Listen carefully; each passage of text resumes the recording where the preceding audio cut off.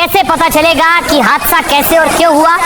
उसके लिए black box ढूंढा जा रहा है, खोजा जा रहा है, जो विमान में होता है ब्लैक बॉक्स। मलबे से ब्लैक बॉक्स खोजा जा रहा है। क्या वो ब्लैक बॉक्स मिल गया, इसकी पुष्टि अब तक नहीं हुई, लेकिन ब्लैक बॉक्स से ही पता चलेगा कि विमान में हादसा क्यों और कैसे हुआ, उस आखिरी पल में क्या हुआ। अगली तस्वीर देखिए, इसे कहते हैं ब्लैक बॉक्स। इसमें लिखा flight recorder, flight data recorder भी कहते हैं इसे।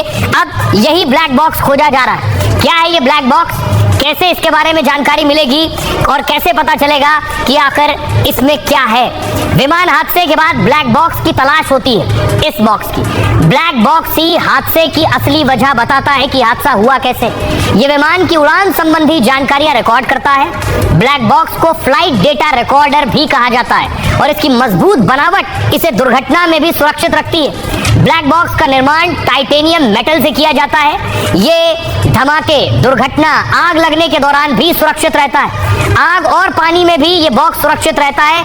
1 घंटे तक 10,000 डिग्री सेल्सियस का तापमान झेल सकता है। 1 घंटे तक, यानी विमान में आग लगे, कितनी भीषण क्यों ना आग हो, 1 घंटे तक ये सही सलामत रहेगा। इस वजह से इसके नष्ट होने की संभावना ना के बराबर है। ब्लैक बॉक्स अपने नाम से बिल्कुल अलग होता है। ब्लैक बॉक्स काला नहीं, चमकीले नारंगी रंग का होता है और इसका रंग लाल या गुलाबी भी हो सकता है, ताकि दुर्घटना की स्थिति में आसानी से इसे खोजा जा सके।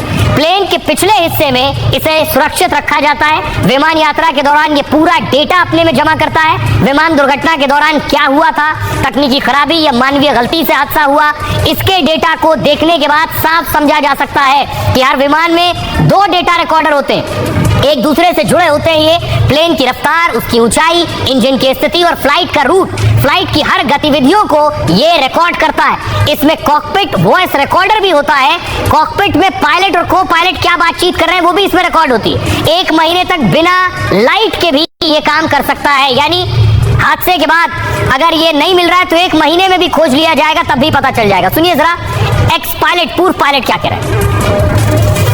उसमें क्या हुआ होगा ये तो flight data recorder, cockpit voice recorder, आकाश के डेटा से पता चलेगा। लेकिन जो विजुअल्स आ रहे हैं उससे एक चीज़ साफ नज़र आता है कि एयरक्राफ्ट जो है वो फ्लाई कर रहा था और फ्लाई करते हुए ग्राउंड पे गया है। दैट मीन्स के एयर में कोई एक्सप्लोजन नहीं हुआ था। सबसे पहले तो ये।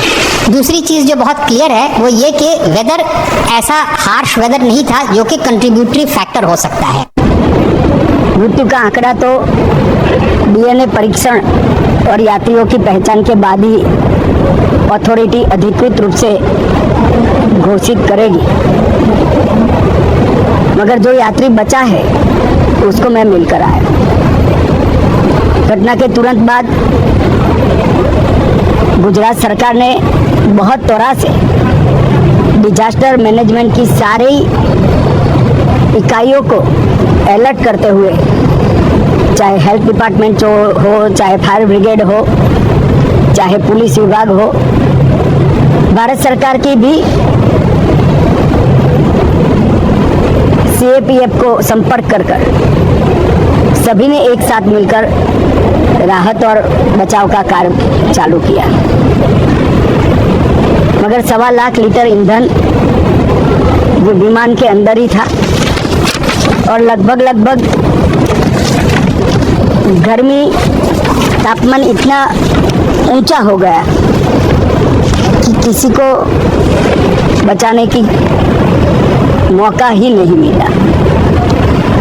अब मैं घटना स्थान पर भी जाकर आया हूँ। सारे यात्रियों के मृतदेह को बाहर निकालने का काम लगभग समाप्त हो चुका है। जितने यात्रियों के परिजन यहाँ पहुँच चुके हैं वो सबका डीएनए लेने की कार्यवाही भी 2-3 घंटों में समाप्त हो जाएगी। विदेश में जिनके परिजन हैं उनको सूचना देने की कार्यवाही समाप्त हो चुकी है और जैसे ही पहुँचते हैं उनके भी डीएनए सैंपल लिए जाएंगे और मृतदेहों की पहचान के लिए जितने मृतदेह मिले हैं इनके भी डीएनए सैंपल लेने की कार्यवाही समाप्त हो चुकी है। गुजरात में ही लगभग 1000 के आसपास डीएनए टेस्ट करने पड़ेंगे। ये सभी टेस्ट करने की क्षमता गुजरात में विकसित है। तो डीएनए टेस्टिंग के लिए कहीं गुजरात के बाहर जाने की ज़रूरत नहीं पड़ेगी। गुजरात की एफएसएल और नेशनल फॉरेंसिक साइंस यूनिवर्सिटी दोनों मिलकर कम से कम समय में डीएनए का परीक्षण पूरा करने के बाद परिवारजनों को अपना मृतदेह परिजन का मृतदेह सौंपने का काम करेंगे। उनके रहने की सुविधा, उनकी सांत्वना की सुविधा, जिनको मेडिकल प्रॉब्लम ट्रॉमा के कारण हुए इनकी मेडिकल की सुविधा, ये सारी व्यवस्था बहुत सुचारू रूप से हो चुकी है। अभी रिव्यू मीटिंग में सारी व्यवस्थाओं को हम सब मंत्रियों ने साथ में मिलकर देखा है। एविएशन डिपार्टमेंट ने अपनी जांच शुरू कर दी है और जांच तेजी से आगे बढ़े इसके लिए भी एविएशन मंत्री जी ने सूचनाएं दी है। मैं फिर से एक बार राहत काम में जिन जिन एजेंसियों ने त्वरा के साथ बचाव और राहत का काम किया वो सभी का धन्यवाद करना चाहता हूं।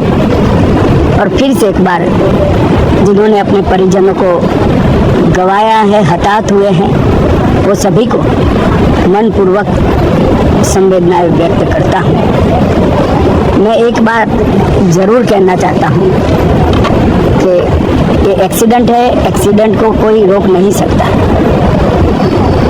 परंतु 365 दिन 24 घंटा इस तरह की घटना के लिए प्रशासन का जो अलर्टनेस है उसकी कसौटी उसी वक्त होती है जब ऐसी घटनाएं होती है।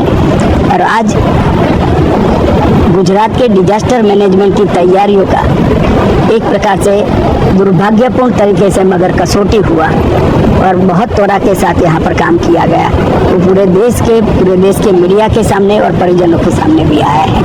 अंत में मैं फिर से एक बार